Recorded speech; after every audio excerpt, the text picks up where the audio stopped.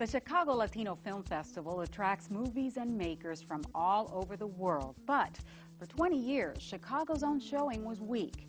This year, Dalia Tapia, one of the Chicago Five, is choosing to tweak her movie even further before hopefully debuting it at the Chicago International Festival in 6 months. But already, 4 public schools are lined up to see her first project, Buscando a Leti.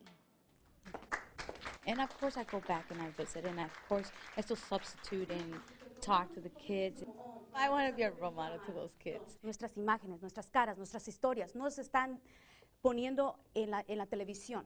She said that we weren't being represented well in films, that our culture isn't being well portrayed or portrayed enough. It was actually very brave of her to commit to being an educator and then off the top of her head saying, you know, I don't think we're being represented well in the film industry, and did something about it.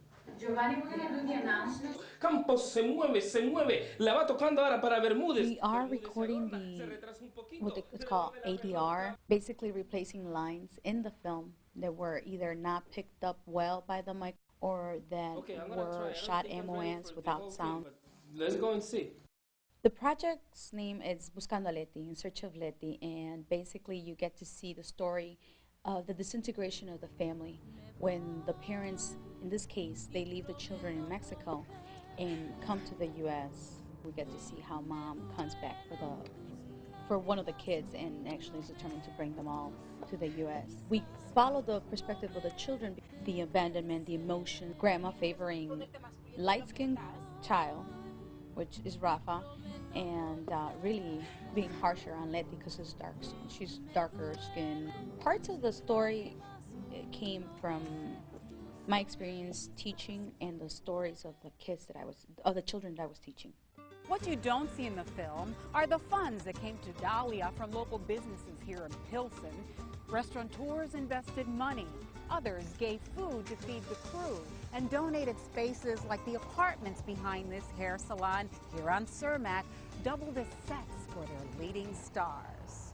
It took, as I said, 3, almost 4.5 years. It was 10 students from here, 10 students from Mexico, and we all came together. We would go and shoot like 3 weeks. Then we came back, then a little bit racing for more money, and then go back out. James Edward almost sees your short and he likes it immediately, but as far as your teachers are concerned, it's another story. What happens? All my teachers were Anglo, and none of them not even an African American. It was just like 5 white people. And I don't mean to sound racist, but it's reality. That's what it was. They said that I had a mean grandmother, an evil, that's how they described it, an evil grandmother. I was thinking to myself, I guess they haven't come across the Latino grandmothers that are very strong. I guess they were expecting the grandmother like, oh, honey, where were you? No. They don't like the fact that the grandmother is a little bit too violent, and they don't like the fact that it's in Spanish. I truly felt, horrible. Like, being a Latino is a bad thing. That's how I felt. But, out of that, something very positive came out. My anger that actually I turned it into something better, which was the feature film. Now the professors there are helping me or standing next to me with my voice. So now they're not fighting it. Now they understand. I had hard times, and at times I thought, I'm not going to finish this film. There's 8 of us. Yeah, it's a big family. But I would come to them, and they would be like, Mija, yes. Life is not that easy. Yes, you can make it. And so they were very encouraging. To have a family like that is just like a wonderful thing, because they're there, truly there. From Pilsen to Humboldt Park, the backdrop of our last movie, Boricua. The name is derived from Borinquen, Puerto Rico's original name under the native language of the Taino tribe. Consequently, a person from Puerto Rico is Boricua.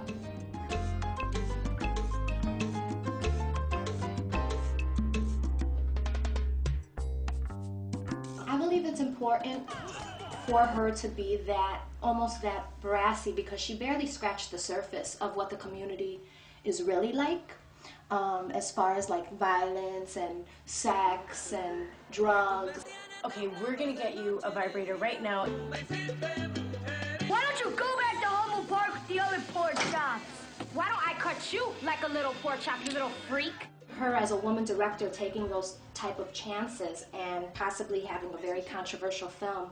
Comes into my house, take advantage of my daughter, cheats me out of my property. Okay, it's okay. Where Puerto Ricans may not accept or appreciate, because it doesn't necessarily show a lot of Puerto Ricans in a good light.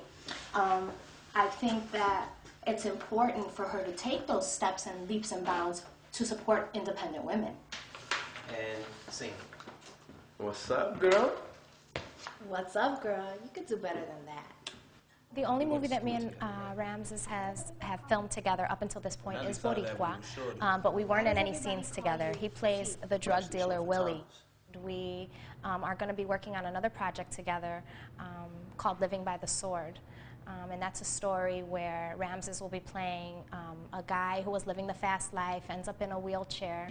I think that when you have a fresh idea and you believe in yourself and you have strong people that work around you, great actors, you know, people that are dedicated to what they're doing, great writers, I think it's pretty much only a matter of time before, you know, other people start realizing that what you do and your work is something that is worth seeing and it's something that is worth backing up. Whether you're in LA, whether you're in New York, whether you're in Florida, you make a movie and you have it in a festival, it will get noticed. You know, it doesn't really matter where you're at. En route to ChicagoWood, there's one coming attraction, a multi-million-dollar soundstage right here on Roosevelt and Cosner. Construction begins this summer. Because in the words of Boricua director Marisol Torres, you can't wait for others' permission to make your dreams come true. For WYCC-TV, I'm Carmen Velez.